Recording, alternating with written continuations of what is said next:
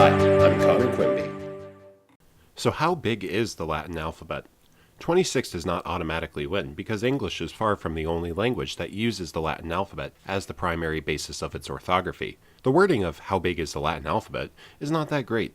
It's ambiguous and complex, like all of the great mysteries of life. I think this can either mean the Latin alphabet for Latin itself, that is, Latin, or the entire Latin writing system as a whole. This way, we're disqualifying answers like 29 for the Swedish Latin alphabet, 32 for the Polish Latin alphabet, or 27 for the Spanish Latin alphabet. So I have 7 possible answers and my personal thoughts at the end of the video. 21. Archaic Latin. Archaic Latin was the first iteration of the Latin alphabet that was derived from the Old Italic alphabet, borrowed from the Etruscans. The early Latins used 21 characters, which still appeared in their Old Italic glyph forms. They were, in their modern English names and glyphs, A, B, C, D, E, F, Z, H, I, K, L, M, N, O, P, Q, R, S, T, V, X. This is the smallest acceptable answer, but it's also one of the worst because as the earliest stage of written Latin, the alphabet was bound to evolve, which it quickly did to 22. Old Latin. Old Latin was written until the 1st century BC. Z was not needed to properly write Latin, and K was only used rarely, but they stuck around anyways. But by the 3rd century BC, the Latins added the letter G in the place of Z, which stuck around marginally as a foreign Greek language character. The Romans fully conquered Greece in the 1st century BC, which brought the number of letters up to 23, Classical Latin. Well, for writing Latin proper, 21, plus the 2 Greek letters.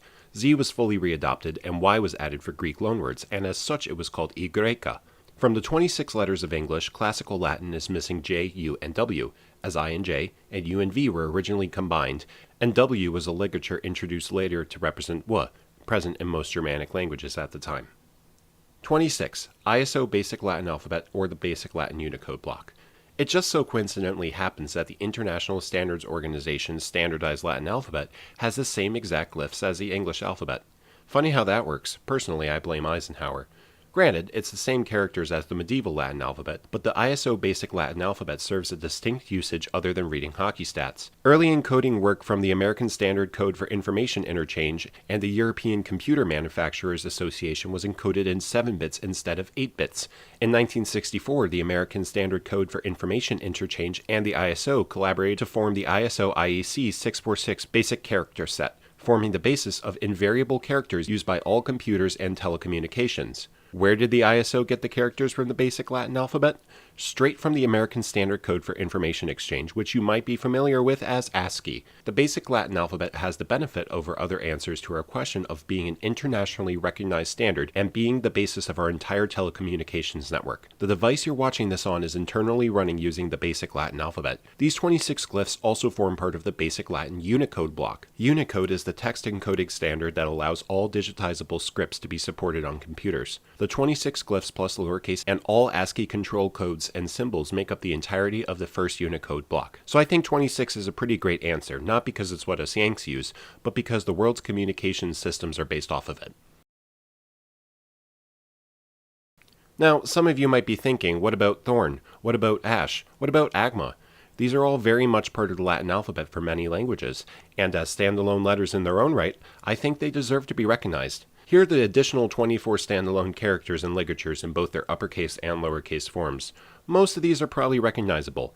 Ash, eth, the esset, and thorn are used in modern European orthographies, and win and yoch are historical Anglo-Saxon characters.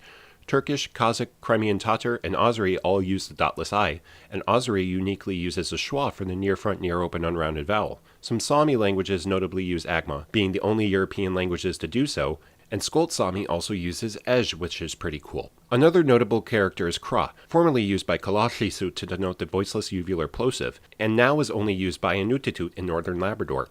Then we have a lot of Latinized Greek characters and a few IPA-derived characters. These are primarily used for translinguistic national alphabets in African countries, such as the Pan-Nigerian alphabet or the scientific alphabet of Gabon. From what I can tell, a lot of these were created in the mid-20th century for transcription purposes and never really saw widespread usage in daily functions and are thus relatively obsolete, but I might be wrong on that. The next logical step is to include letter digraph combinations, especially because in many languages these are treated as fully separate letters. You'll either see these letter digraph combinations collated at the end of the alphabet or mixed in near the characters from which they are derived. For example, the Yumuşak G in Turkish is considered a distinct letter in its own right, but directly follows the G in the alphabet, whereas Norwegian sticks its A with an overring at the end. I think including these letter digraph combinations that are actively used makes sense if we're including the standalone characters and ligatures in our tally, since many of those are also based off of standard Latin characters. But what about R with a bar stroke used for the palatalized dental trill in Latvian until 1921, or Vend used for Old Norse, or Vietnamese's diacritic stacking? All of those need to be encoded. At the moment, there are 1,487 characters designated as Unicode Latin. Admittedly, many of these are for phonemic transcriptions, obsolete medieval script variants, or Latinate symbols and numerals, but there are enough characters actively used across the different extension blocks that we might as well count them all, as Unicode considers them Latin characters. This is a complete collector's edition of the Latin alphabet. It's of an unusable size, but all of these are officially Latin characters, and as such, I have to include this tally in the video. After laying out these possible answers, I want to give my personal thoughts because I'm just a guy and I can't definitively solve the question.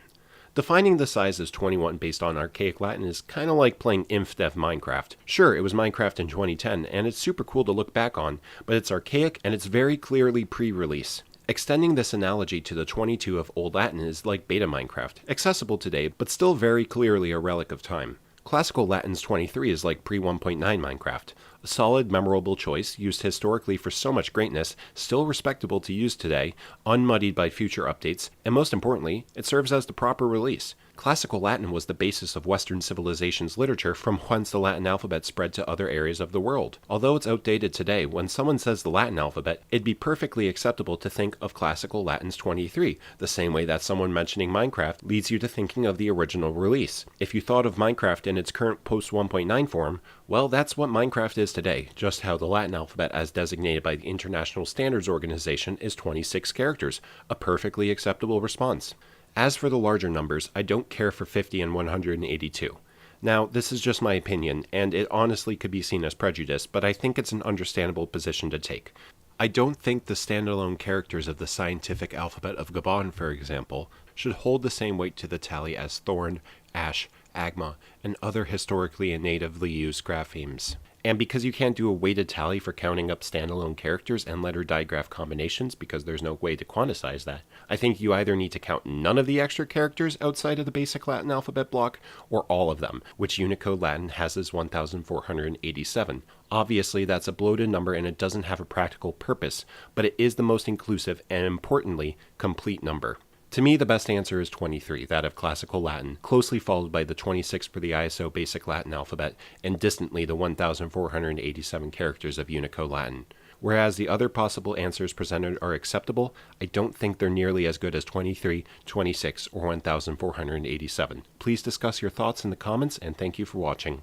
Thank you to my patrons for supporting this channel. A big thank you to John Costello, Andrew B., Addie, Alan, Eden, The Wub, Alexis, Elijah, Fetifioka, Obfuscable, Cactus, Acorn, Albert Jones, and Talatek. If you'd like to support me, you can do so on Patreon or just by subscribing. Hope you enjoyed the video and see you guys next time.